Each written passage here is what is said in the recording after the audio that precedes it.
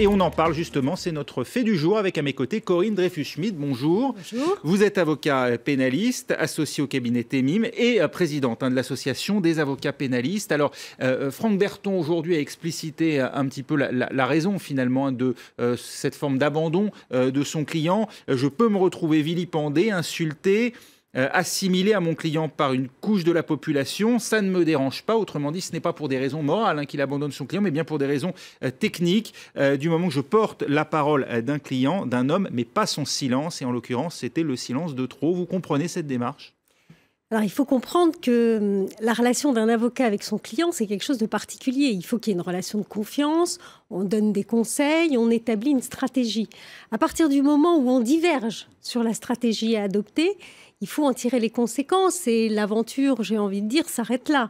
C'est-à-dire qu'on ne peut pas continuer à défendre quelqu'un si on n'arrive pas à adopter un système qui nous paraît compatible avec sa défense. Je pense qu'en l'occurrence, c'est ce qui s'est passé.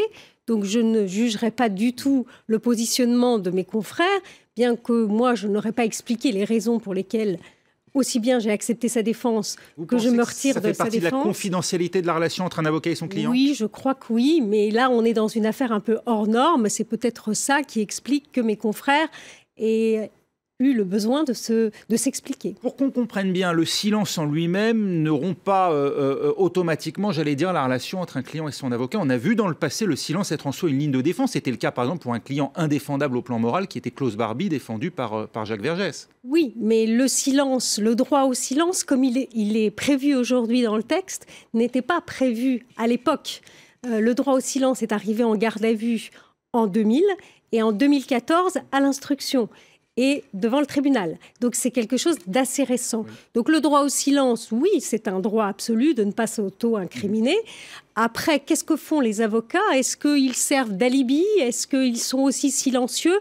C'est pas confortable pour un avocat d'être dans cette position. On comprend donc que ce qui a gêné, en l'occurrence, Marie et Franck Berton, c'est qu'ils souhaitaient, eux, que leurs clients parlent. C'était, d'après vous, l'intérêt même de Salah Abdeslam de le faire ? Certainement, parce qu'il faut comprendre qu'est-ce qui a amené cet homme dans ce chaos. Je crois que tout le monde est en attente d'explications, de compréhension, et qu'un procès va avoir lieu et que les victimes aussi attendent des explications. Maintenant, son droit absolu de garder le silence, on ne peut pas lui enlever.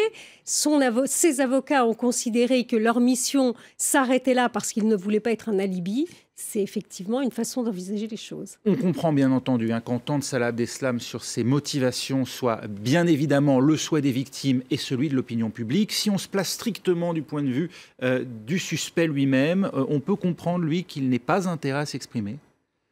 Je ne sais pas s'il n'a pas intérêt à s'exprimer, c'est lui qui ressent. Je crois qu'aujourd'hui, il est dans une situation où il considère qu'il est dans une position de déshumanisation. Le contrôle permanent qu'il subit en détention lui a peut-être fait changer d'avis, je ne sais pas. Et en tout cas, je crois que nous, les avocats, alors on peut nous critiquer d'avoir accepté une défense aussi difficile, de ne plus l'accepter. On peut émettre toutes les critiques, mais en tout cas, nous, on est là pour s'assurer qu'on traite humainement les individus, quels que soient les faits qu'ils aient commis, et que le procès soit équitable. Alors précisément, ces avocats invoquent les conditions de détention, les imputent d'une certaine manière ce mutisme, à cette surveillance 24 heures sur 24, imposée à leur client Salah Abdeslam, par ailleurs coupé du monde et du reste de la prison.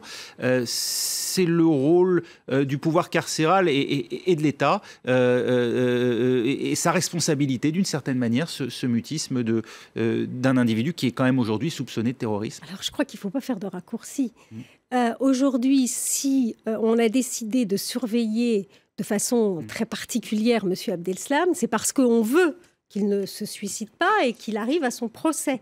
Donc c'est un peu le but. C'est pour le protéger de lui-même d'une certaine manière. C'est un peu le but qui est recherché. Oui. Mais en même temps, on est dans une situation un peu paradoxale parce que ce système, finalement, amène M. Abdeslam à dire qu'il ne voudra pas s'exprimer. Donc, il y a un peu des contradictions à tout ça. Et en tout état de cause, ce qu'on peut dire, c'est que quels que soient les faits commis, même si ça peut paraître choquant, il faut quand même traiter humainement un individu. Oui, parce que là, ces avocats disent que les conditions de détention relèvent de la torture psychologique. La prison est en train de le transformer en bête sauvage. Ces conditions sont si particulières, si différentes de celles des autres détenus. Ces conditions sont très particulières, puisque vous savez qu'il est épié nuit et jour, 24 heures sur 24, et que ces conditions de détention sont en rupture avec l'intimité d'un individu et que ça ne s'applique à personne. Et je vous rappelle que il y a eu une décision qui a été rendue dans un autre pays, je crois que c'était la Norvège pour M. Breivik, et on a considéré que les conditions de détention n'étaient pas dignes. Donc la Norvège a été obligée d'adapter les conditions de détention. Dans le cas de la France, le Conseil d'État, en tout cas, a validé cette surveillance 24 heures sur 24. C'est une décision administrative qui s'impose à toutes les autorités? Oui, bien sûr. Bien sûr, c'est une décision qui s'impose. Maintenant, est-ce que c'est la décision la plus adaptée? Je n'en sais rien. Est-ce que M. Abdeslam aurait choisi le droit au silence s'il n'avait pas ces conditions de détention? On n'en sait rien non plus. Simplement, il faut qu'on fasse très très attention parce que c'est aussi une des garanties de notre démocratie de traiter les justiciables de façon équitable. On avait pourtant compris ou cru comprendre que Salah Abdeslam, censé être réduit au silence ou contraint au silence, avait pu s'exprimer assez librement avec non pas des voisins de cellule, puisqu'il est seul à l'isolement, mais avec d'autres membres, d'autres détenus dans l'enceinte de cette prison. Vous comprenez que le public puisse être choqué par le silence qu'il s'impose face au juge? Écoutez, la prison, il faut malheureusement il faut connaître la prison pour savoir comment ça se passe. Il suffit de crier, de parler très fort dans une coursive ou à une fenêtre pour être entendu par un co-détenu. Bon, ce sont des êtres humains, il communique comme il peut, il n'a pas d'autre façon de communiquer. Voilà, qu'est-ce qu'on peut en tirer comme conséquence et qu'est-ce que l'opinion publique? Il faut faire attention avec l'opinion publique, il ne faut pas être tout le temps dans l'émotion, il faut un petit peu rationaliser les choses. Et cette démarche donc, des deux avocats qui, encore une fois, en abandonnant la défense de leurs clients, invoquent notamment la surveillance qui est imposée à Salah Abdeslam 24 heures sur 24, est-ce qu'ils ne cherchent pas d'une certaine manière aussi à faire pression sur l'État? Non, je crois que relâcher les conditions de détention. Je crois que vous allez je crois que vous allez un petit peu vite en besogne. Ils ont parlé eux-mêmes de gâchis. Ils ont espéré que leurs clients allaient expliquer un certain nombre de choses, expliquer pourquoi un homme un jour décide de franchir ce pas qui est un pas irrémédiable et dramatique. Donc je ne pense pas qu'il soit une question de pression. Je pense simplement qu'ils sont arrivés jusqu'au bout de leur parcours. C'est un désaveu pour leurs clients aussi. On sait que Sven Marie, dans le passé, a pu faire état de frustration et finalement du manque de considération que lui-même éprouve pour la personne de Salah Abdeslam. Alors ça, je ne partage pas cette façon de faire, parce qu'à partir du moment où on défend quelqu'un, on n'a pas à le juger. Nous, on ne doit pas être ses premiers. Il avait parlé d'un cendrier vide. Oui, je pense que là... Pour évoquer la psychologie. Oui, je pense que là, il a un peu franchi une ligne qu'un avocat ne doit pas franchir. Vous nous dites finalement à 2 reprises, les avocats ont manqué de discrétion dans l'expression que doit s'imposer la défense d'un client. Je ne les juge pas.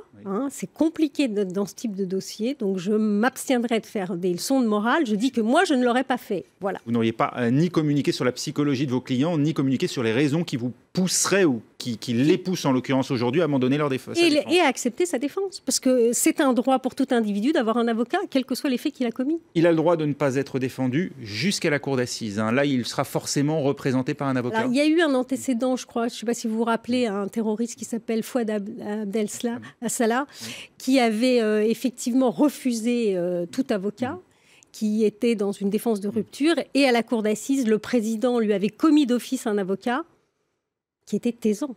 Donc voilà, c'est simplement pour respecter les formes. Merci beaucoup, Maître Dreyfus-Schmidt, d'avoir été avec nous pour évoquer donc cette décision des avocats de Salah Abdeslam, qui ce soir ne sont donc plus ses avocats puisqu'ils ont abandonné sa défense aujourd'hui. Voilà.